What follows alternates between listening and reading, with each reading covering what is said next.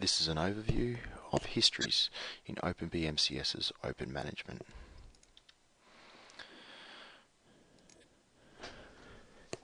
So if we go into histories here, you can see there are two choices, histories and graphs. So histories are the actual data collection points, and graphs are just visualizations of different data points.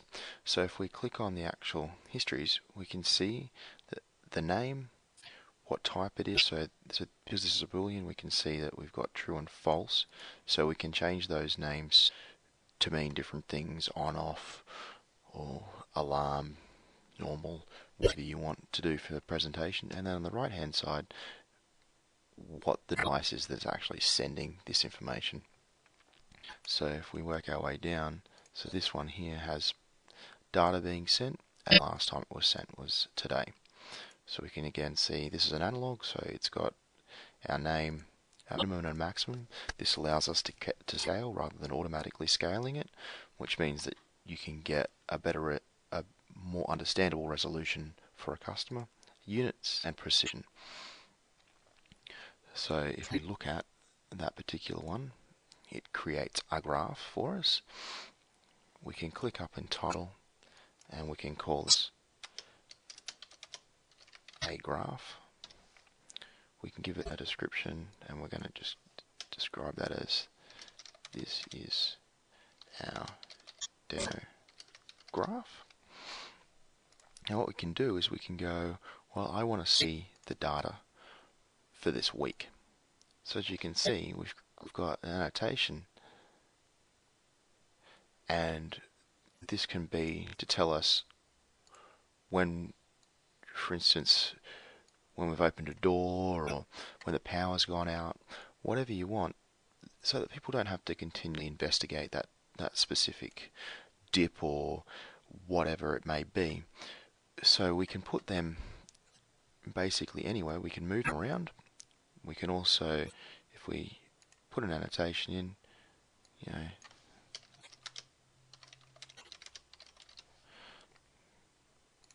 something simple like that, we can move that around.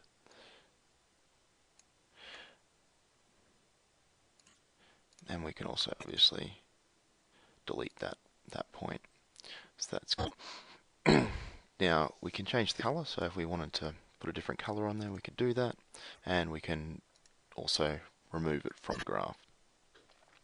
We can add items, so we can add another history. So if we click there, you can see that we've got this dot down the bottom here. So that tells us that currently there's one graph. So if we click there, it goes to 2. So now clicking on there, we now have those 2 graphs. They're the same color, so let's change that one, and we're going to change one to a really deep blue. So now you can see that we've got those 2 graphs on there. So we can remove them from the right hand side. We can shrink that legend as well.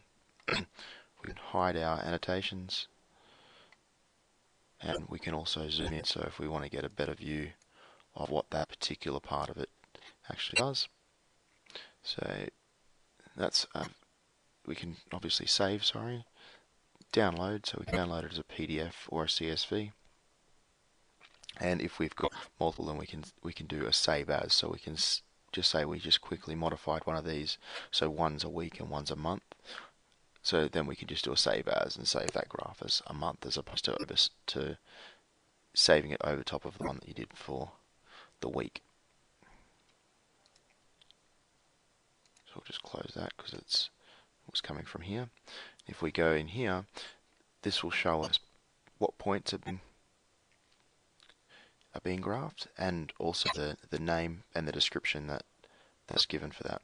So if we go in to this one, you'll see that there's a lot more annotations. We can go in as always, put in that annotation.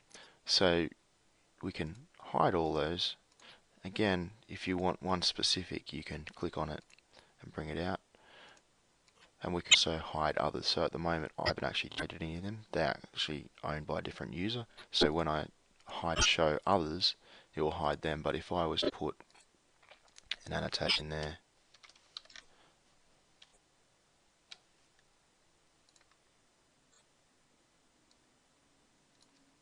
for instance.